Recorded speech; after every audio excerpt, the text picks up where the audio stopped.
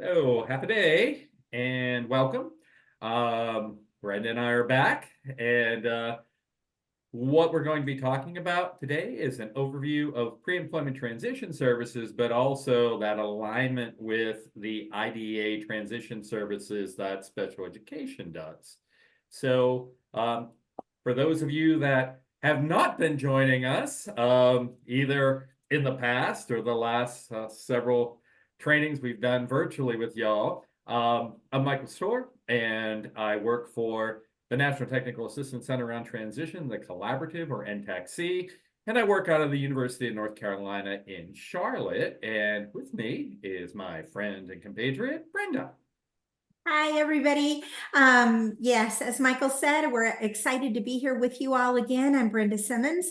Same thing that Michael just said, except I work out of the George Washington University in DC. So a little bit different, but I'm talking to you from Florida this evening. So good to see you all. And I'm actually talking to you from Williamsburg, Virginia, where it's very cold, much colder than in Florida right now. But we're going to go ahead and stop share, and if folks want to let us know it's here. And Lucille, if you want to start, and then we'll just do some quick introductions and jump into the presentation. Lucille De Leon Guerrero, Service Coordinator for the Special Education Program. All righty. And Jimbo? Hey guys, so this is Jim Ray Fend. I'm with OVR, and it was nearly 70-something degrees in my house this morning, so I was freezing too. Oh, it's so cold. And Lucille, if you want to just introduce the teams, because you know who these folks are, that'd be great. And they can just unmute. That would be great. Thank you.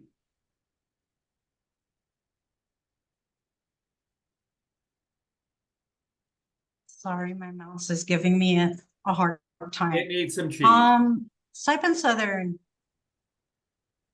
Go for it. Hi everyone, Marie Camacho from Saipan Southern. Hi, Maria. Hi. Hi, Marie. I remember you. Nice to be back on. Excellent.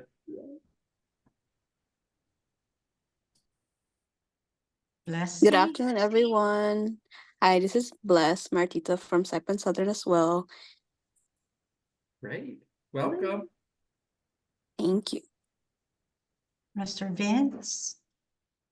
His audio says still connecting, so maybe we'll go with MHS. All righty.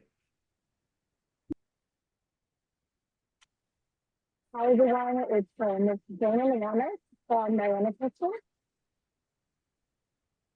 Jonas, any other teacher joining you, or is it just you? It's just me. We have two of our SPED teachers, Ms. Tommy and Mr. Pedro. They're in an IT meeting at this point. Mr. Wiley off island for the conference. Okay. And Mr. Rich from Caroline High.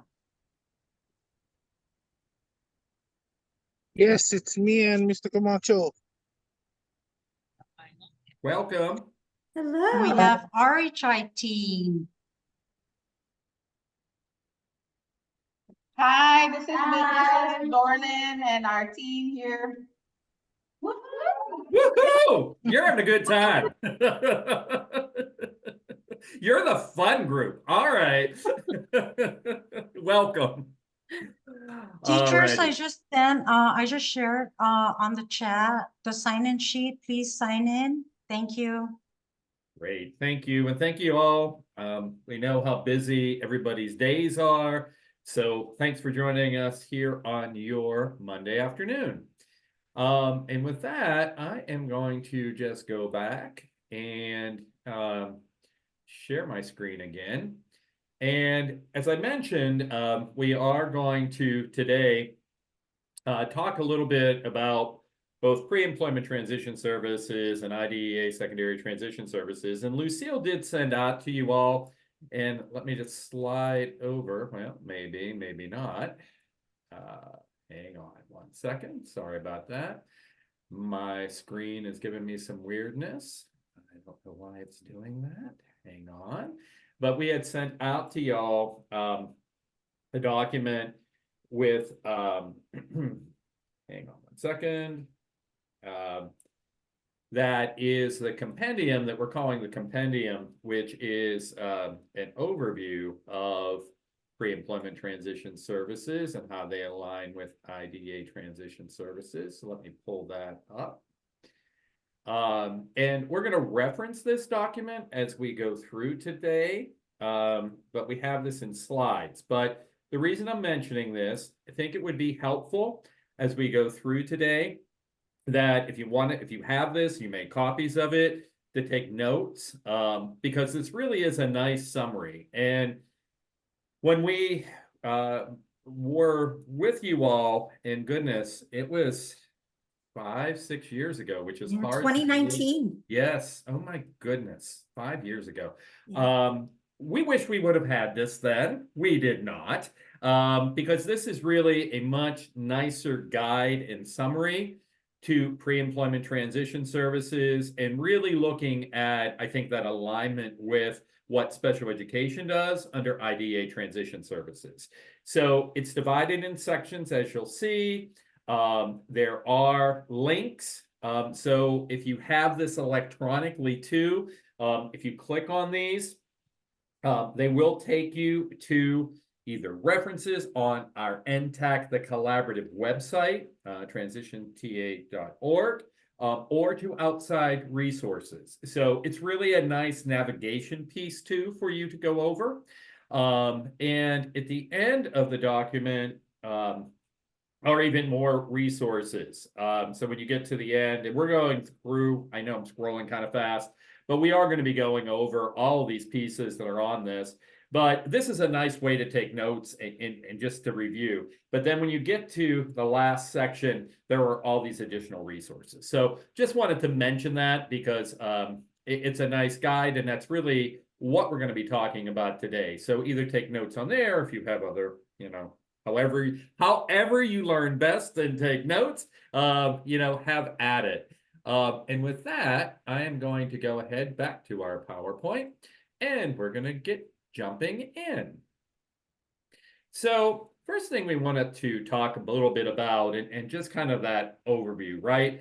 So what we're really going to be talking about today is connected to the Workforce Innovation and Opportunity Act, or WIOA. And it's been 10 years almost since this was signed into law. And when looking at the Workforce Innovation and Opportunity Act, when it was passed, and this was really one of the biggest changes, was that it really emphasized and introduced this new concept of engaging students while they were in high school with VR services in something called pre-employment transition services. And the idea behind pre-employment transition services was to capture those students with disabilities while they were in high school, to really increase their opportunities to work on improving their work skills, workplace readiness training and learning, to obtain competitive integrated employment. And also increasing their ability to then explore post-secondary training options in institutes of higher learning, so colleges, universities. So it really was designed to do that, and it was a change because prior to this, for the most part, VR services didn't happen until that student had graduated from high school. So this was a big, big change, and it was an exciting one. I think for special education, this was really a nice help, right? Because when we start diving into this, special education folks and those of you working in transition in the high schools, you'll see there's a parallel to what we're required to do in education under IDEA transition services. So, when you think about the services and activities and prepping students for those 3 post-secondary goal areas of, going on for further training, getting a competitive integrated job, and living successfully in their community, right? We in education are charged to do different activities to best prepare those kids for that. This on the VR side was that counterpart, and it also really was introducing that concept of the supports that VR can offer to students. So when we look at this, and it has been almost 10 years, as we mentioned, despite this, and the fact that we've been working on this for 10 years, and you all have been, working on transition on the Mariana Islands, we're still not where we need to be with students with disabilities and individuals with disabilities. However, the work is paying off and things are getting better. So this slide is just looking at the 2023 annual youth labor force participation rate. And I think the takeaway really from this slide is that because of pre-employment transition services and engagement, and I'd hazard to guess transition services and special education, those students with disabilities are actually engaging more and obtaining competitive integrated employment at a higher rate than those individuals without disabilities. However, you'll notice they're still behind, right? They're still not comparable, parallel to that. But it's getting better. So this is the document that I took a few minutes to show, and this is what Lucille had sent out to you. And we're calling this a compendium or an overview. And the reason we called it a compendium is there's tons of information around pre-employment transition services. And if you remember back 5 years ago when Brenda and I came, we had like 3 or 4 hours of PowerPoint slides on what's in this compendium. Because we were trying to give you lots of stuff, and there was a lot of stuff, and there is still a lot of stuff. But I think what the compendium does is it breaks it down in a much more consumable way of viewing it. It gives you links and it gives you areas to look at. It's really a nice highlight guide. And as it says on there, it's the highlight reel, using Brenda's wording there. But we really tried to pull out those most important aspects. And I think the other point that this compendium does, it's not just looking at what VR does. It's really looking at that collaboration with you all in special education and how you can best support those students that you are working with that have disabilities.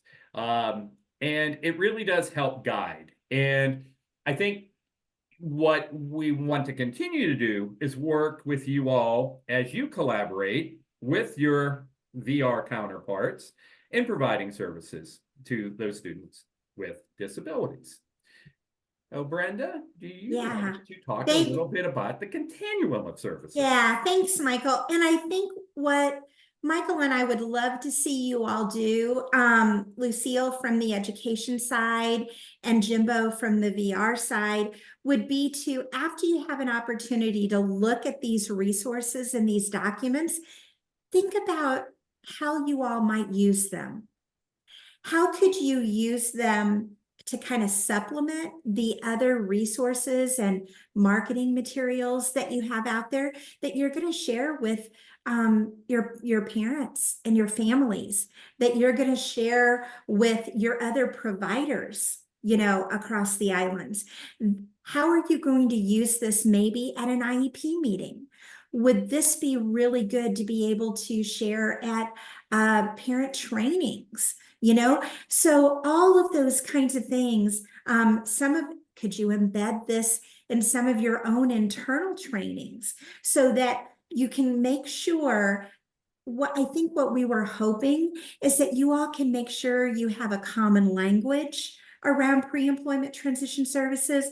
And when somebody says pre-ex or pre-employment, you guys now can go back and go, this is what they're talking about, and everybody can kind of get on that same page. So this is what we're really hoping. Yeah, Lucille?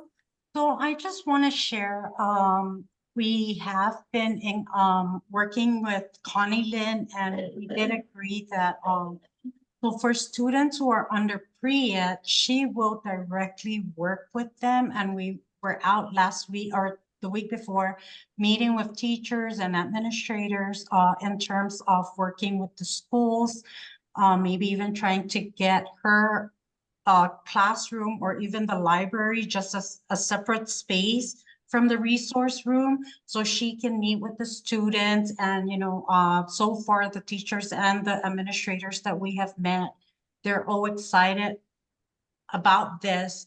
And then we're also working with, we will be meeting with our CTE coordinator, or Mr. Brandon Nicholas. So what we're wanting to do is start having students sign up for co-op trainings, and pre-eds will then pay them for that co-op training, and it's within the school year. So we have a lot going on, and that's one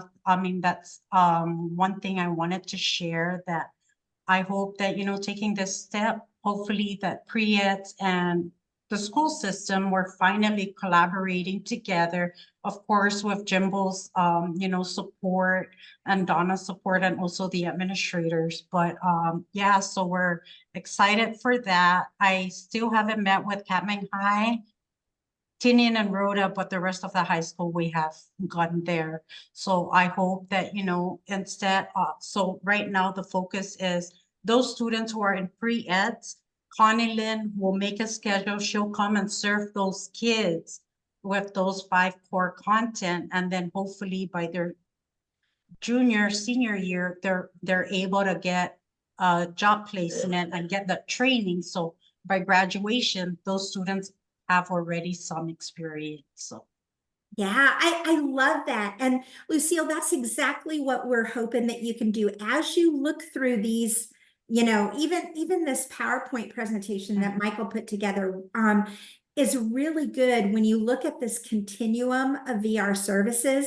And I love that you started with saying, hey, so Connie Lynn's going to be doing this. And so everybody can know when it comes to pre-employment transition services, Connie Lynn's your person, right? That's who you're going to reach out to. And Connie Lynn's going to help to provide and coordinate. That may mean providing some of those services directly, or it may mean arranging for some of those services, arranging with some of their community rehab partners or some of the other vendors to help provide some of those services, right? So when you look at this, kind of starting on the left-hand side, when you look at pre-employment transition services, that's kind of what they are. They're short-term in nature. They're going to help you really just begin that career exploration process. And there's a real specific set of activities around those 5 required pre-employment transition services. And that was that new thing that Michael said that was introduced. It was a brand new service introduced to VR that they had never done before, because they have a certain dedicated pot of money that can only be spent on that as well. So as Connie Lynn and Jimbo and the rest of the OVR staff are working with you all, keep in mind, they also always have to have in the back of their mind, is this allowable cost that I can charge to this little pot of money? Because they get kind of picky, right, Jimbo? I mean, they want you to spend the money, and they encourage you to work with more and more students and provide these services. But they also sometimes, they're a little picky about exactly what you can spend that on. So that's always something. Yeah, it's always something you got to kind of have in the back of your mind. So VR definitely has to look at those pieces as they're providing those services. And then as you kind of look across this continuum, you've not only got pre-employment transition services, but then you also have transition services. And transition services are something that I'm thinking, Jimbo, and I don't want to overspeak, you jump in here, but this could be something that your other OVR counselors can also come in to the schools and provide, because this is for eligible students or youth with disabilities that have to have a plan for employment. You can have an IPE or a plan for employment for students that can receive pre-employment transition services as well, but you don't have to, right? They can be potentially eligible or eligible. But with transition services, that is only for students that have actually filled out that application form for VR services, and they've been determined eligible for VR. So there's a lot of conversation around that and what that looks like. And so Connie Lynn and Jimbo and your OVR staff will kind of help guide you all through that. You all, as a school district, shouldn't have to worry. Oh, am I referring this person for transition services or pre-employment transition services? Don't worry about that. They'll help navigate all that stuff around it. But it's important for you all to know in the school system that there is that continuum of services, and it does look a little bit different. And then it moves forward to those employment related services, which is even more services that VR can provide. So it's just to let you guys know that there's a whole continuum of services that Voc Rehab can provide for your students. But the most important thing is to try to start early with them and to build that relationship, right? Michael, was anything else to say about that? Or? No, and I guess the only other thing to mention is, and I know you hit on this, but with pre-employment transition services, it is also for potentially eligible students. So it's a much larger pool of students.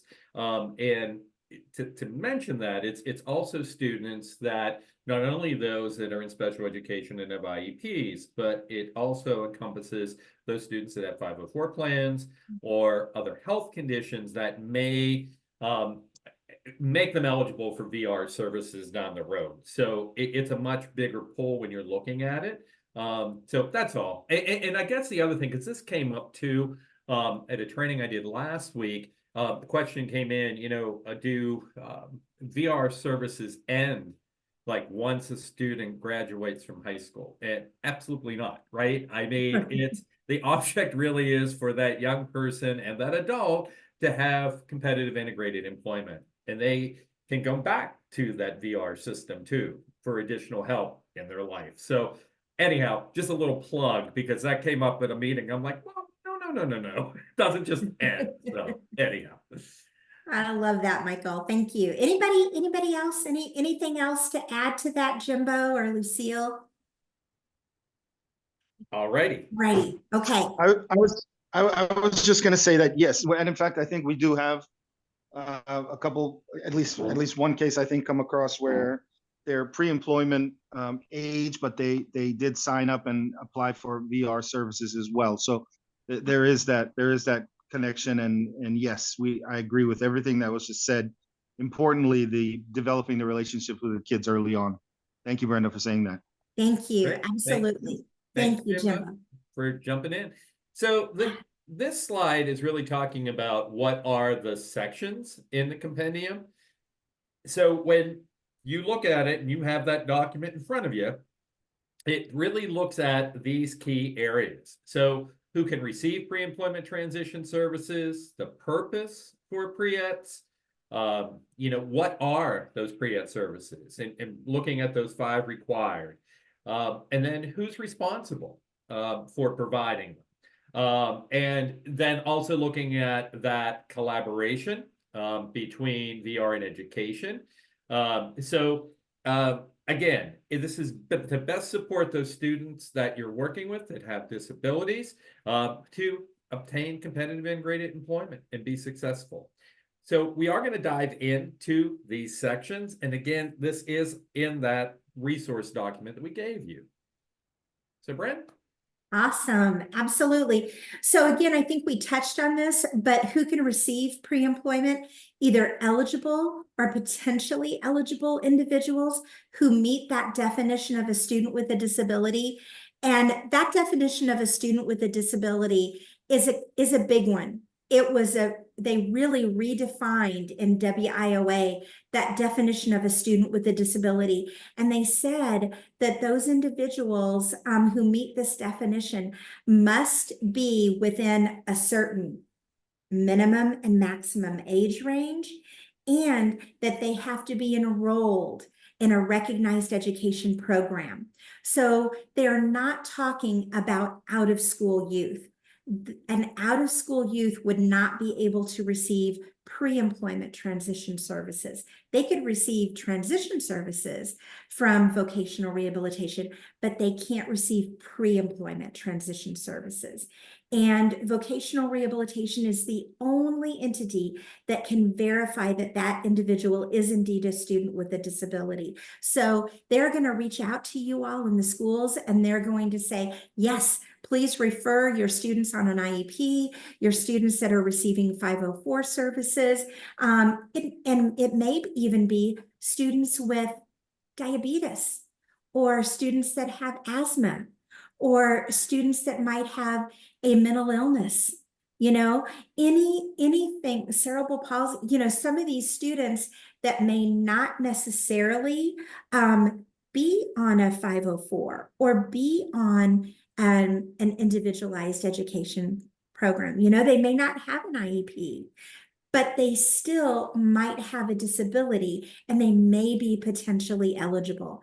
So please, reach out to your counselors in the schools and see if they have, any students that they think might be able to benefit. Reach out to do you guys have like a school nurse or a nurse that comes and visits school? I don't know. But sometimes you'll have school nurses that will be like, oh my gosh, I've been working with this individual and I think that they might really be able to benefit. So, just kind of think about all of the students, and we want you to just make that referral. That's all we're asking you to do, is just make that referral and that connection, and then OVR will take it from there. Connie Lynn will take it from there, and then she'll look to determine if, yes, indeed, this is an individual that is potentially eligible. So when Michael said earlier, it's a much broader population of students, absolutely, it definitely is. For sure. Thank you, Jimbo. Thank you for giving the thumbs up, because that always makes me feel good when I see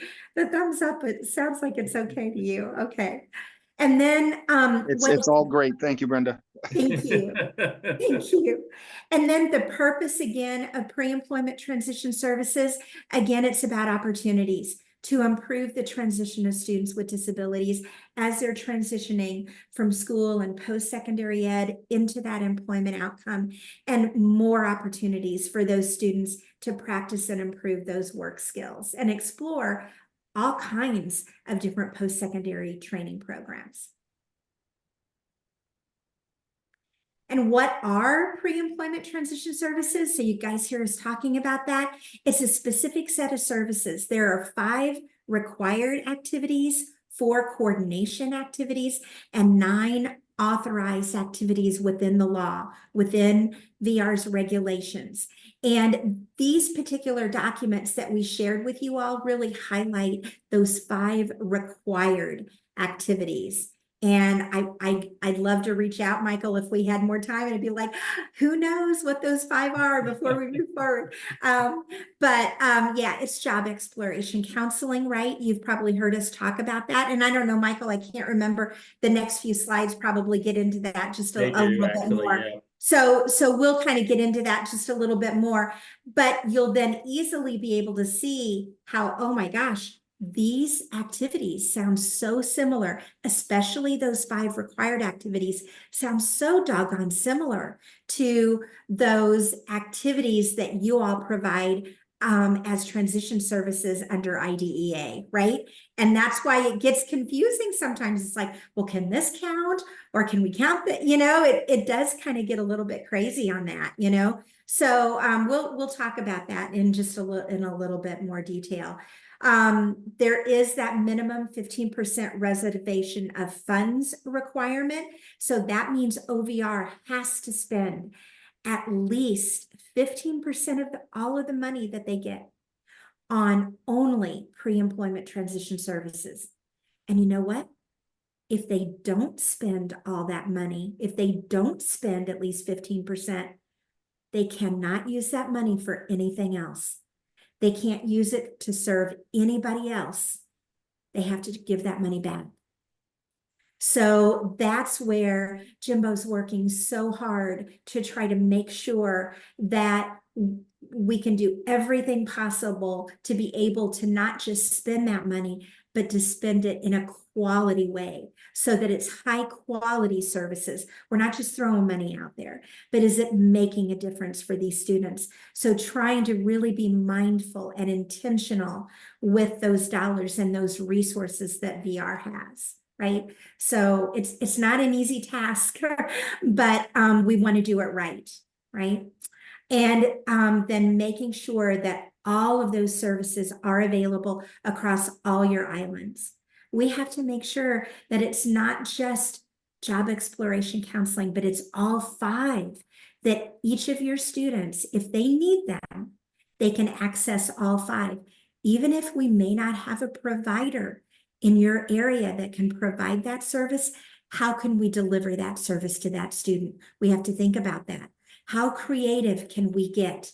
Because we have to be able to do that, right? And we also have to think about how many of these students, maybe not all of these students, need these services, but we need to begin to think about that. I kind of feel like, Michael, every kid, with or without disabilities, could probably use these services, right? But we do need to begin to kind of think about that. Not every student needs all 5 of these services. So that's something else that when Connie Lynn meets with you all, she's going to really listen to what services you all have already provided from the education realm. What are you already doing with those students? Because we don't want to duplicate those services. And if you've already provided certain services, then how can we kind of expand on those, not duplicate them, but do more and build on that, or kind of layer on those skills, right? So those are lots of really good conversations. So the services that each of your students get could look a little bit different. Even though they might all be getting job exploration counseling, it might look a little different because the services that they need within that set of activities might be very different based upon where the student's at and the services that they've already received. And I think just to emphasize that, just like the IEP is individualized, so are pre-employment transition services. And it also is going to depend on what your location is, right? Which island you're on, what those resources are, and kind of making that match. So it's not cookie cutter for everybody. I mean, it really does need to meet the needs of that individual student. Yeah, that's right, Michael. And even though the provision of pre-employment transition services is the responsibility of VR, that is VR's responsibility in the law, right? The other thing that the regulations say is that VR cannot do this if it's not done in collaboration with the local education agency. So they have to work together, right? So they want you to figure that out. What does that look like?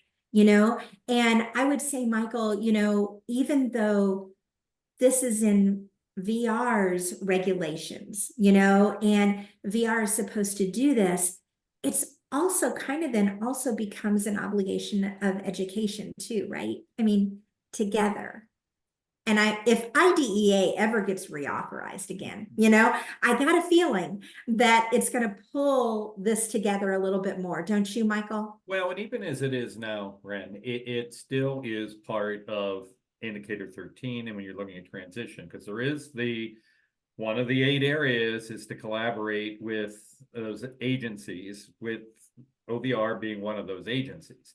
And I think the other piece too for the school folks on this afternoon's training, you would need to record this or document it. So when you're looking at your IEP, present ed levels in the transition section, you'd be noting what is going to be happening around pre-employment transition services with the students that are helping them, again, reach those post-secondary goals. So you do need to be aware of this because this is really helping to support and build, but it's also information that you have. I think the other piece too, and not to get, Brenda and I could talk for hours on this stuff, but it's also a really nice piece of assessment information because you can look at what that student was able to do and what they still need to work on. So I'll stop talking about that, but there's a lot of Yeah, good that's- sharing that can happen. That's a whole nother thing that's coming, right, Michael? Assessment, we could talk about that forever. But the other thing that I wanted to mention, it's kind of the last little bullet on the right-hand side, the importance of your formal interagency agreement. You guys, I know that there's a whole lot of guidelines and requirements and things that you have to do. The interagency agreement is one of those things that you all are required to work together, and you have one formal interagency agreement that talks about VR's roles and responsibilities, education's roles and responsibilities, how you're going to deliver these services. But this document, you guys, is more than just a document to sit on the shelf. It's more than just checking it off to say we did it. The important part, this is really a good document that you all work really hard. Your folks at the state level are working really, really hard to put this together to where it makes sense. And it outlines what can we do together.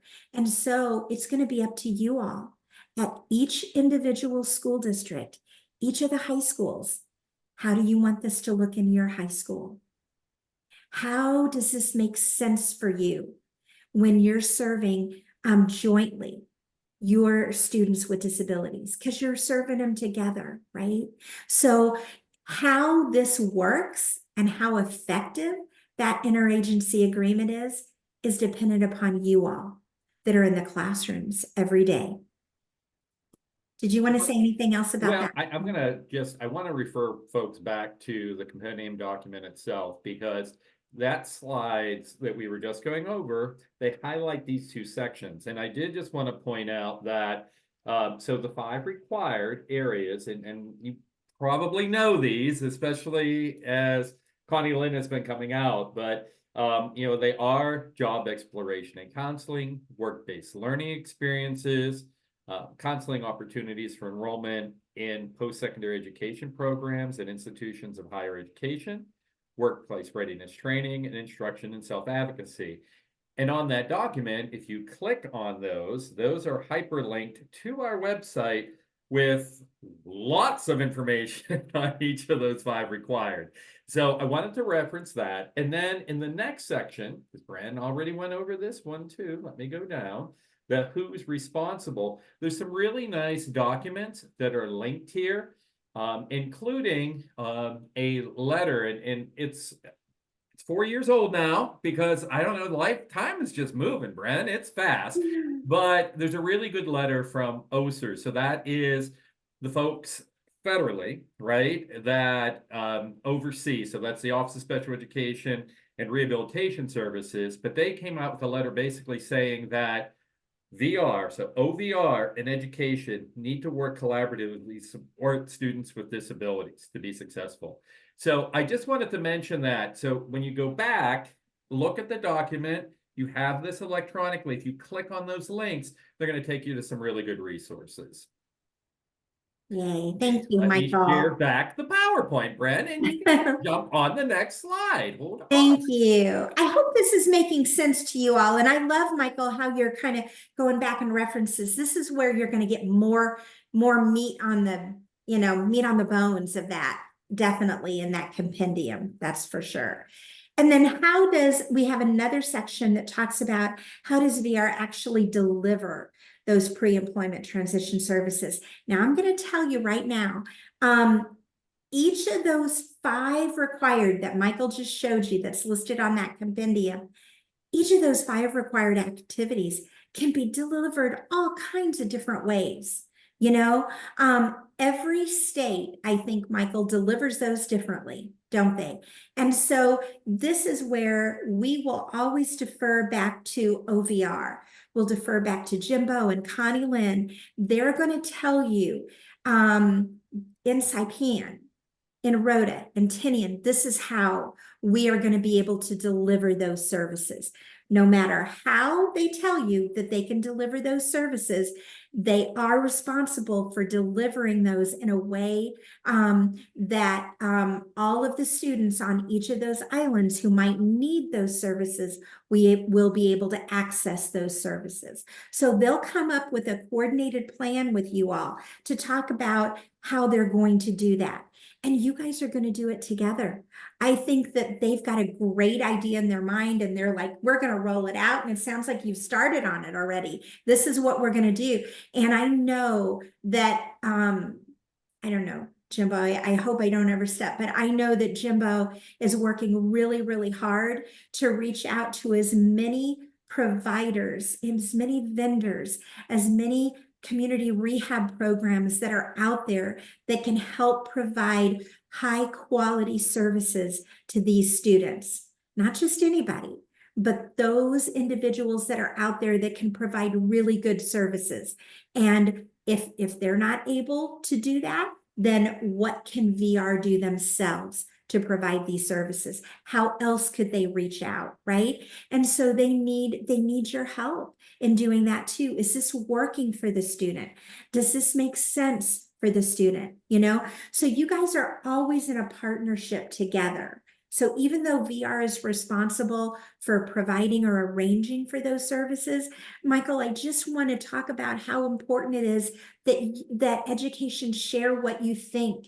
If the student comes back and tells you, oh my gosh, I hated that activity, I don't ever want to do that again. Or if they come back and say, oh, that was a lot of fun, I really liked that, and you feel that was beneficial for that student, then let VR know, let Connie Lynn and Jimbo know about that and say, hey, maybe less of this and a little more of this, you know, that might be helpful. And trying to just be as creative as you can, because we have a lot of creativity, a lot of flexibility around how to deliver those services, but we don't know exactly what's going to work until we try it. You know, we just got to give it a shot and see if that makes sense for these students and see if that's helpful for them as they're moving forward in their career planning. Is that right? Anything else, Lucille or Jimbo, to add to that? So yes, that's why we are working with Mr. Brandon, who is the co-op coordinator. So hopefully we can start getting these kids out and some type of training. Great. So I guess we're targeting for this school year, since it's almost ending of the school year, we're gonna try to target the seniors. And then hopefully by next school year, we'll try to get the juniors and seniors to start getting those type of trainings out in the community. Yay, that is great. That is great. And you're right. You're just going to give it a shot. Let's try this and let's start here, right? Because you can't do all of it all at once. Even though I said every student that needs them, you know, should have an opportunity, you can't do it all at once. We know that you have to kind of take a mindful approach to that. So that's understandable. The other thing that you'll see on the right-hand side of this slide is the importance of making sure these services are meaningful. You know what? We don't want these students to feel like they're just sitting there in a classroom and just being told one more thing that they have to do. You know, it's important that these students are actually having fun and they're engaged in this. This is their future. You know, this is thinking about what in the world am I going to do afterwards? And I know it might be, if you're a freshman, graduation seems a long dang way away, right? It's like, oh my gosh, 4 years. I can't even think what I'm going to do next year, much less 4 years from now, much less when I'm 25 and old, right? That's how, you know, how kids are thinking, you know, that's like way long in the future. But if you can kind of get them excited about it and get them to really begin thinking about their future and how little things they do now can really affect, you know, all the opportunities that they're going to have next year and the following year, you know. And if you want this, and if you want, this car and this you know, if these are the things you want, what are some things that maybe we need to do? And how can we kind of work together? So we've often talked about, Michael, when you develop kind of that coordinated system of service delivery, how important it is that we talk to one another and we communicate not only the services that we're providing, but all of the different types of supports that we are providing to the students that are successful and that are working. So if you all have figured out a really great way that this student is getting the supports that they need and they're much more successful in whatever activities they're doing, if they have these supports, you need to communicate those to Connie Lynn and to OVR so that they can see if they can continue to piggyback on that and continue to build on those supports, right? Whatever supports those might be. It might be assistive technology. It could be behavioral supports. Who knows what it might be, right? But you want to continue to build on that momentum and everything that you all have learned in education as you move forward, right? And I think also, Bryn, it's looking at what you already have been doing around the transition activities and services that you have been providing to those students. So if you have had students doing things in the school or in the community-based experiences, that connects too, but looking at what those are. And part of that, and it crosswalk or mapping, it's looking at what education's doing and what OVR can then do to help support that.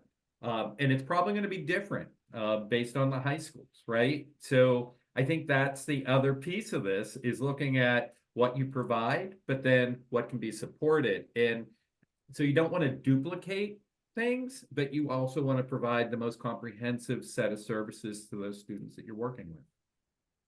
Absolutely. And because the other thing I wanted to mention is that because it's a certain pot of money that VR has to keep track of, they also are they're going to be probably asking, okay, we need to be able to share with you how we need to track and report these services. How are we going to measure the students' progress? You know, and they're going to probably be kind of brainstorming with you all a little bit about, hey, these are some ideas that we have for the best way to be able to, you know, find out kind of where the student is. In some states, Michael, they do like a pre and post survey or a pre and post inventory. Well, they'll kind of get together and they'll be like, how do we even know what the student knows about job exploration counseling, what they know about career pathways? How do we even know that? Well, we have shared with you, and so some of these resources that we'll be sharing has got a little pre and post inventory on it, a pre and post survey that you can use to kind of build that progress and build on how you're going to start to measure those students' outcomes. That's also going to help OVR, Connie Lynn, and Jimbo be able to know, how do I know if the student needs another year of job exploration counseling, right? We've done 2 years worth. They might be done. They might be good. You know, they might be great. Other students, oh yeah, we need to continue. We need to continue to build on that because these students don't all learn at the same pace, right? You know, or maybe a student did a work experience. They never thought they wanted to go to college in their life. They were like, I'm going to be so done with school. I don't want anything to do with it. I'm barely making it through school now. I don't want to do it when I graduate. And they may do some kind of a work experience where they get really pumped up and excited about something, and they find out this is going to maybe require even just a couple years of college. And they may be like, oh, maybe I need to think about that. You know, maybe I need to kind of buckle down. Maybe I need to see, maybe I do need to pay attention in math class. I don't know, you know. So it can really help inform some of the courses they're going to take and maybe how invested they're going to be if they can see how that is tied to what they may want to do whenever they graduate. So all of that, that student's progress, that's all really important. So that's one of the things that VR will be doing as well, is looking at their progress and their outcomes. So I think one of the other pieces is this collaboration, right? That when we're looking at this, and we've been talking about this all afternoon, but it really is important that you in special education and the schools are collaborating with OVR, right? In providing these services. And we actually have these, you're probably wondering why we have Back to the Future pictures. So when we, actually, when this is going to be on our website, we say it's Back to the Future because it's been almost 10 years that we've been talking about this. So we're continuing to support it. So that's why you're kind of seeing this. I think this collaboration piece, and we can't emphasize it enough, it's crucial that you collaborate with your OVR counterparts, but that you also share what you're doing. And there's a back and forth of sharing information. So Brandon mentioned, sharing how that student learns best, if they have a behavior plan that they're working on, or there's certain strategies that help them learn best, or they use certain types of technology. Share that with Connie Lynn and with the OVR staff, because it's going to best help that student. Now, ideally, that student should know these things too, but that's something else, I think, to really support that independent piece. Brent, I don't know if you have anything else on this slide before I click to the next. No, I think that's perfect. No, I'm good. All right. So these next couple slides are talking about, on this slide, the short-term outcomes of VR collaborating with you all in education, and vice versa. You all in education collaborating with OVR staff. And one of the pieces too is the alignment between their goals that they have in their IEPs with a plan that OVR puts together called an Individual Plan for Employment, or an IPE. So it's a little dyslexic, but they are two different documents, right? It's an IEP and an IPE. But oftentimes what happened in the past were those goals weren't necessarily aligned or the same, and they really should be. So when we look at the post-secondary goals for students, again, what they want to do as far as getting a competitive integrated job, going on for further training, how they're going to live in a community, those should really look the same on that IPE. There should be an alignment between those two and those activities that are leading to those successes. It's also, really looking at helping that student explore. I oftentimes will say that special education teachers are not VR counselors. In other words, the training that we all had in special education wasn't necessarily, we weren't given that same information on how best to support a student in looking at career options, best preparing for a job. And that is really one of the keys that OVR can provide. It really helps that young person, and Brenda was getting at this a few minutes ago, exploring what are those options for different kinds of jobs. I'm really interested, I love working with animals. Great. Well, what are all these different jobs that you could possibly do? And then where are those jobs? And what are the skills and the training that you need? So that's something that collaboration between the two systems can do. It's also, I think, important that students become much more engaged in this whole process, leading their IEP meetings, leading their discussions with the OVR staff, really having a good understanding of themselves, but also for their families.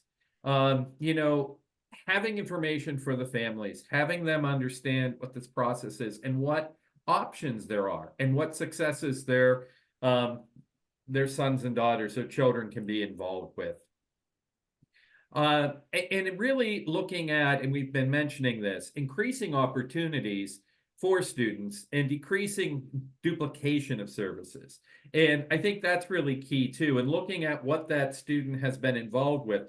This could be internally within education, you know, if the student is involved in some activities that they've been doing, maybe in 9th or 10th grade, that they're not necessarily needing to repeat that they're given some different experiences to do.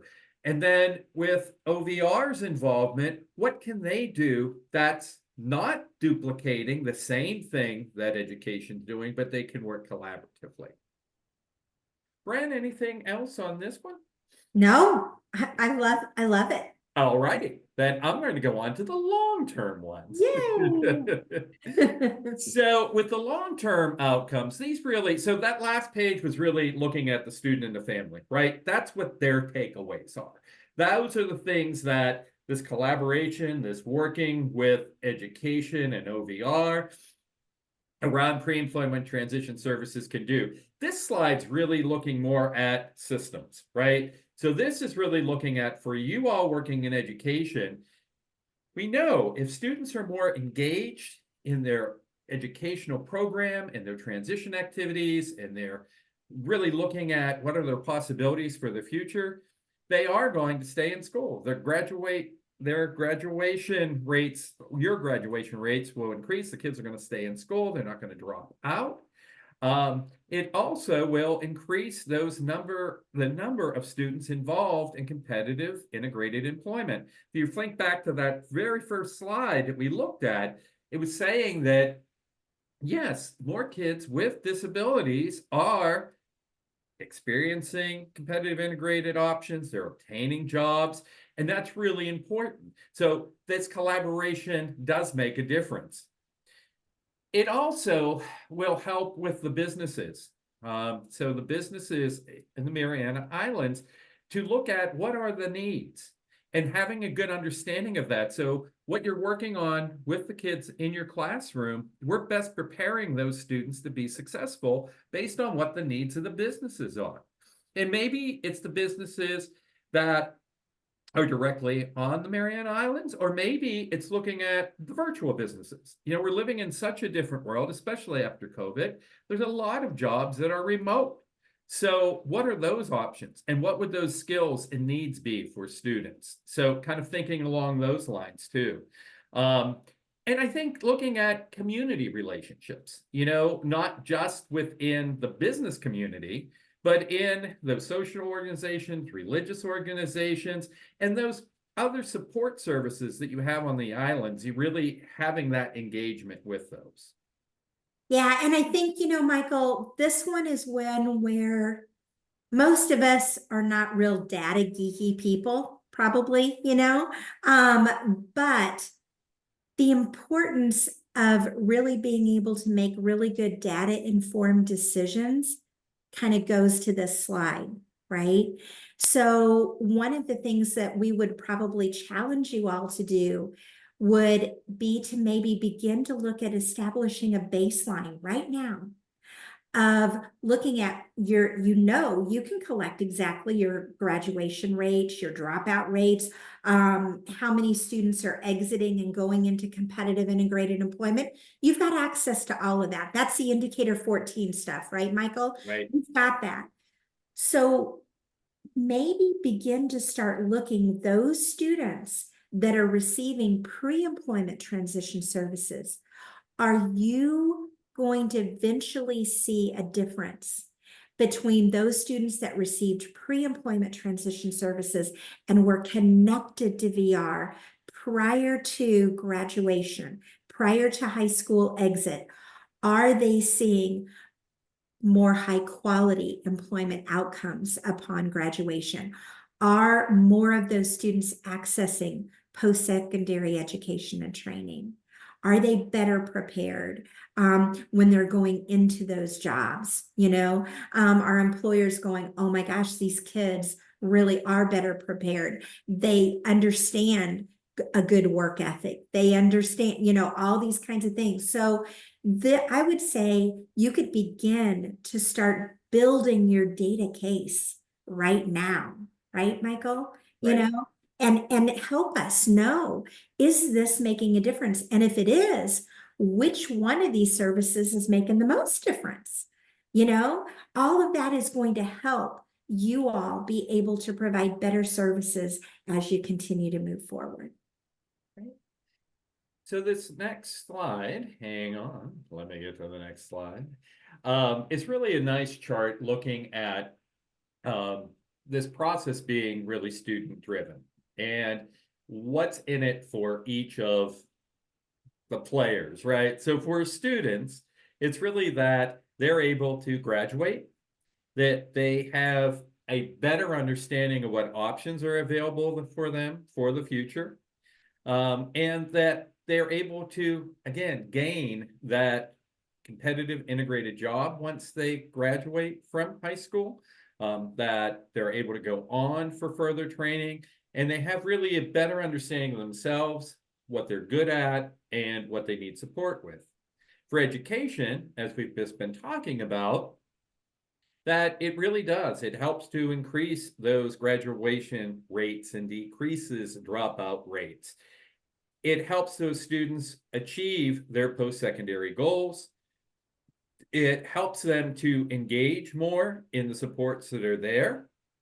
And I think when you look at your indicators that the compliance piece, right? It's going to improve those rates also because the student's going to be more actively engaged and your partnership will help to create that. And for OVR, it's really looking at increasing those involvements of students at a younger age. So these potentially eligible students as well as the eligible ones. It also will increase the number of students that are applying for and receiving VR services. And really looking at, again, that success rate of those students involved in competitive integrated employment. So this next slide is, and this is on that same document as well as in the PowerPoint. These are links to lots and lots and lots and lots and lots and lots of additional resources. And as I mentioned, when you click on those individual links for the 5 required, there are even more resources.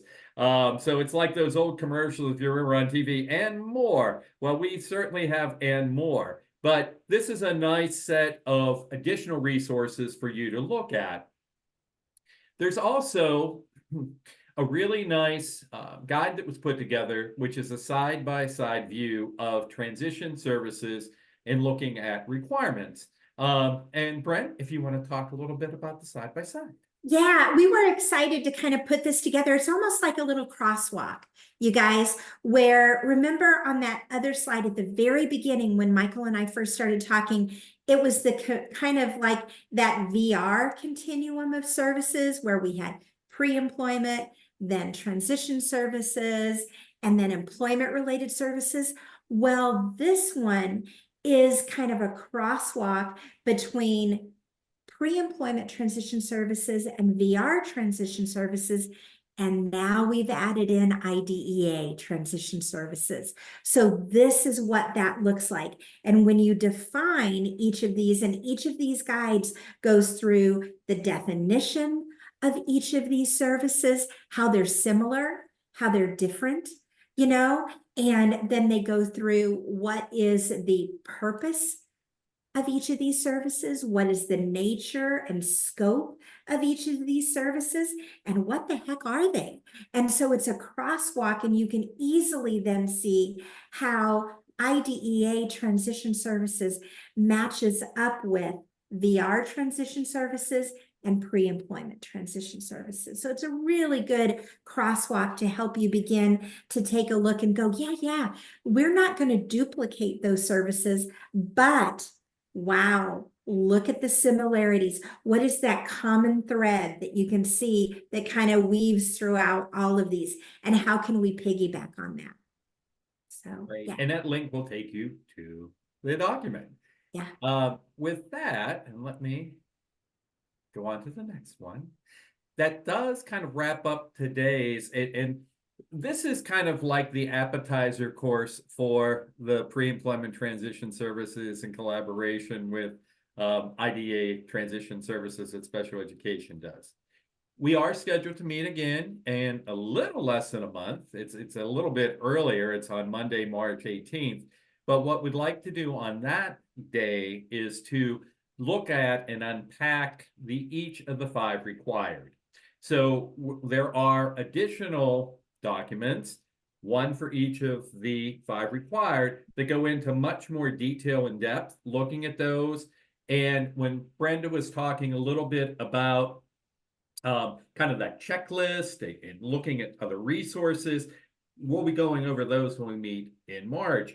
In April, we are going to meet again. And so there is a small team, small but mighty team coming from CNMI, Lucille and Connie Lynn, and a couple of folks to be named are going to be coming to our Capacity Building Institute to plan for the coming year. And I think part of that planning is really going to be, you know, what are your needs? How can this work better for you?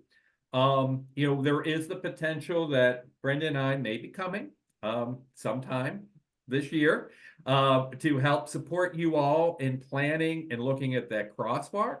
So really looking at, you know, I think that will be part of that April 22nd meeting to talk about what your needs are, what and how can this best be supported in planning. So with that, I am going to stop sharing and just turn this over to see if there's any questions that you all may have. You can just unmute, and hopefully this provided somewhat of a better understanding of what pre-employment transition services are, but how that collaboration, partnership, and all the things that you know, OVR is working on with you all to help support the students that you have that are in transition. So with that, Lucille, and I'll open this up if anybody has any questions or comments. Michael, this is Jimbo. First, thank you guys. I mean, that's a really, really nice presentation. I couldn't help but thinking I wish I could have the vendors that will be contracting with to provide pre-employment services to sit through something like this. I mean, I think it's important that they hear it in the fashion that you guys are delivering it to us. But maybe are we able to at least share some of the slides that you Yeah, have? you can have the slides and everything, and I'm recording this too, so I'm Okay. going to send that to you. So you'll have the recording and the slides and this handout. So yes. Okay, so maybe what I'll do is I'll make it a prerequisite to contracting with them that they sit through this, at least a recording of this, because I think it's important that they hear the vision, particularly the collaborative effort between SPED and OVR. So anyway, no questions, but thank you all very much. I'm going to be stepping away, but this was great. And like I said, I think I am going to use this as a sort of a opening requirement for my vendors going forward. Thank you very much. Thank you, Thank you, Jim. Jimbo. And before you walk away, I just wanted to say, and I will put it out there, Lucille, for you and Jimbo to think about before the March 18th, before that one, Jimbo, we will be going over each of those 5 required activities you're going to be contracting with those vendors for. And we're going to be talking about the activities, what's expected, what some of that curriculum might be. So you all think about whether or not you'd want to, whether or not it would be appropriate for them to join this, presentation, well- when we meet with you all, or whether you want to do it separately again, Jimbo, but that might be helpful as well. I just wanted to throw it out. I think that would be great, but I'll leave it up to Lucille and you guys to decide whether that'd be appropriate. But I think that would be great because I mean, ultimately they will be collaborating with some of the teachers who are here, and so if that's a possibility, please let me know. But you and Lucille let me know. Yep, that's fine. I mean, I think, well, I won't speak for you, Lucille, but I think it's fine for us on our part. Yeah. I'm Okay, sure well, it's thank you. fine. Thank you. I will Just try to because make some that teachers are arrangement. leaving, I just want to make an announcement. The teachers, if you're having an IEP meeting and it's canceled or postponed, please inform OVR and Connie Lynn. I guess sometimes a last minute parent makes changes and then she's not informed and she drives to the school. So just to kind of avoid, maybe give her a call, just to let her know that it's been postponed or canceled. Thank you, Lucille. That's all. Thank you. Thank you. And I think, Lucille, Michael, I'm gonna kind of turn it over to you because I have to Yes, I get know. up in I'm about, going to actually stop recording. So Yeah. hang on.